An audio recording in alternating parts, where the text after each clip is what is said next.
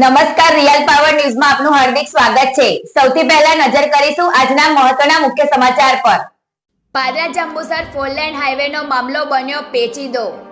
Padra Jambusar road જમીન સંપાદનને લઈ ખેડૂતો અને અધિકારીઓની મીટિંગ। પ્રાંત અધિકારી મામલતદાર આરએનબી વિભાગના અધિકારીઓએ ખેડૂતો સાથે બેઠક કરી। પાદરાના પૂર્વ ધારાસભ્ય જસપાલસિંહ પડિયાર, જિલ્લા પંચાયત સદસ્ય અર્જુનસિંહ પડિયાર પણ મીટિંગમાં હાજર રહ્યા। ખેડૂતોની એક જ માંગ રોડમાં જતી જમીન સંપાદન કરી વળતર આપો। વળતર નહીં મળે તો ખેડૂતોએ આત્મવિલોપન કરવાની પણ ચીમકી ઉચ્ચારી। પ્રકાશ પટેલનો report, real power news, Padra. Patel Manoj Kumar Shantilal Patel, मारी गाम 500-324 सर्वे नंबर वडू मुकामे जमीन आवेली छे। अधिकारीओए कोईपण जातना कागळोनी जाणकारी कर्या वगर आड़ेधर कामकाज चालू करी दीधुं छे अने दमदाटी आपीने धाक धमकीथी बळजबरीथी अमने कामकाज करवुं छे। अमने योग्य अमारुं जे वळतर छे ए वळतर नहीं मळे तो हवे पछी मारी पोतानी एवी तैयारी छे त्यां हुं आत्मविलोपननी होय चीमकीनी माटे तैयारीमां बेठेलो छुं અને મને મારું વળતર નહીં મળે ત્યાં સુધીનું કોઈ પણ કામ રોડ ખાતાના કોઈ પણ અધિકારીને કોઈ પણ રીતે નહીં કરવા દઉં।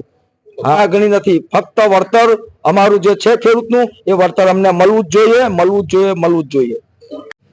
આજે અહીંયા પ્રાંત અધિકારીના અધ્યક્ષસ્થાને ખેડૂતો સાથે સંવાદ મીટિંગ રાખવામાં આવી હતી। એમાં ખાસ કરીને મોવડના ખેડૂતો, વડુના ખેડૂતો, નવાપુરાના ખેડૂતો, મુવાલના ખેડૂતો અને ગવાસદ ગામના ખેડૂતો અહીંયા ઉપસ્થિત થયા હતા અને એમને એમની જે વાત હતી જમીન સંપાદન બાબતનો જે પ્રશ્ન છે અને જે રીતે પોલીસને આગળ કરીને જે રીતે માર્ગ મકાન વિભાગ દ્વારા કામ કરવાનો પ્રયત્ન કરવામાં આવી રહ્યો છે કે ખેડૂતોએ સ્પષ્ટપણે આજે પણ કહ્યું છે કે કામ કરવામાં દેવામાં અમને કોઈ એવો વાંધો નથી કે ભાઈ રોડ તો બનવો જોઈએ, પરંતુ અમારી જમીનનું જે વળતર છે એ વળતર અમને મળે। જેવી રીતે અગાઉ ધારો કે આ એક્સપ્રેસ વે અહીંયાથી નીકળ્યો તો ખેડૂતોને અગાઉ પૈસા મળ્યા, એવી રીતે બુલેટ ટ્રેનનું પ્રોજેક્ટનું કામ હોય, જે ગવર્મેન્ટના પ્રોજેક્ટો હોય છે એમાં પહેલેથી જાહેરનામું બહાર પાડીને અગાઉથી પાડવામાં આવે છે। સર્વે નંબરમાં જે ઇફેક્ટો આવતી એ બતાવવામાં આવે છે અને ખેડૂતને સંપાદનની જે રકમ નક્કી કરવામાં આવતી હોય છે તંત્ર દ્વારા એ રકમ પણ પહેલા મળી જતી હોય છે અને ત્યારબાદ કામગીરી થતી હોય છે। તો ખેડૂતોનું એટલું જ કહેવું છે કે અમારી જમીનનું જે સંપાદન નથી કરી તો સંપાદન કરીને અમને જમીનનું વળતર અમને મળવું જોઈએ, એ ખેડૂતોની માંગ છે। એમને જણાવ્યું છે ખેડૂતોને કે સંપાદનની પ્રક્રિયા અમે લોકો કરી રહ્યા છે, પરંતુ હજુ સંપાદન જેવી રીતે ખેડૂતોએ આરટીઆઈના માધ્યમથી માહિતી એકત્રિત કરી છે એમાં જણાવી આવ્યું છે કે ભાઈ સંપાદન જમીન થયેલ નથી તો રોડ માર્ગ વિભાગની હોય કે તંત્રની ગંભીર બેદરકારી આમ જોવા જઈએ તો સામે આવી છે કે ભાઈ સંપાદન કર્યા વગર તમે કામ કેવી રીતે કરી શકો છો। ખેડૂતો એના હકના પૈસા માંગી રહ્યા છે અને એમને કીધું છે કે ભાઈ રોડ ગવર્મેન્ટનું કામ છે, અમને વાંધો નથી પણ વળતર મળવા પાત્ર છે।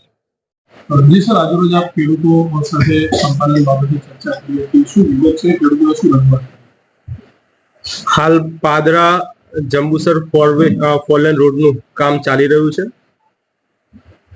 અત્યારે રોડ વાઇડનિંગનું કામ ચાલી રહ્યું છે। ત્યારબાદ આરએનબી દ્વારા રોડની બંને તરફ 6 મીટર જમીનનું સંપાદનની પ્રપોઝલ અત્રેની કચેરીને મળેલી છે અને એ પ્રપોઝલ અન્વયે જમીન સંપાદન અધિનિયમ અન્વયે સંપાદનની કાર્યવાહી અત્યારે ચાલી રહી છે। ખેડૂતોએ કેવા પ્રકારની રજૂઆત આપને કરી કે પોલીસ બાબતે પણ આક્ષેપો કર્યા હતા? અત્યારે આરએનબી દ્વારા રોડ વાઇડનિંગનું કામ ચાલી રહ્યું છે અને ખેડૂતોને સંપાદન થયા બાદ જે બી એવોર્ડ ચૂકવવાનું છે એ સંપાદન અધિનિયમ અન્વયે ચૂકવવામાં આવશે।